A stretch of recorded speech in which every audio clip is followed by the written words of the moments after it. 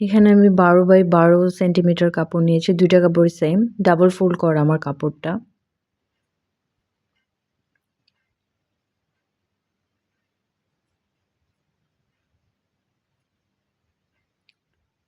এখন এটা থেকে আমি একটা কাপড় থেকে সার্কেল মার্ক করে নেব।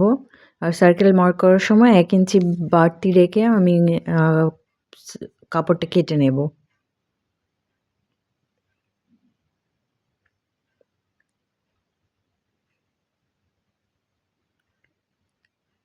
এভাবে একটু বাড়তি রেখে কাপড়টা আমি কেটে নেব।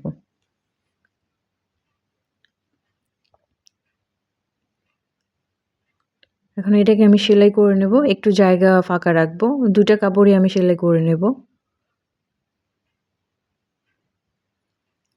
এই তো আমি এটাকে সোজা করে নিয়েছি। সোজা করে আমি সেলাই দিয়ে নিয়েছি।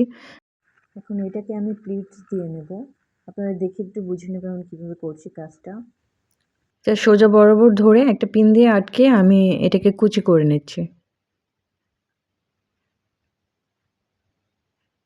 খুবই সহজ, যে কেউ এটা পারবে ১-২ বার প্র্যাকটিস করলে। এখন একটা সুতা দিয়ে আমি এটাকে বেঁধে নেব।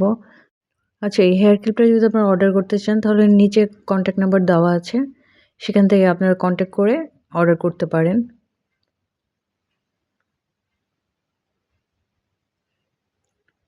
তো এখন একটা কাপড় দিয়ে আমি মাঝখানে এটাকে সিল করে নেব। সবকিছু ক্লিন করে নেব।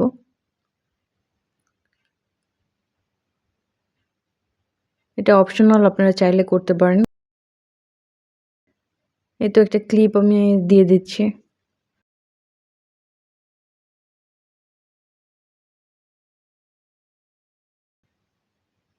আমি এরকম ৩ টা র‍্যানস্টোন কেটে নিয়েছি। জাস্ট মাঝখানে আমি ৩ টা সোজাসুজি বসিয়ে দেব।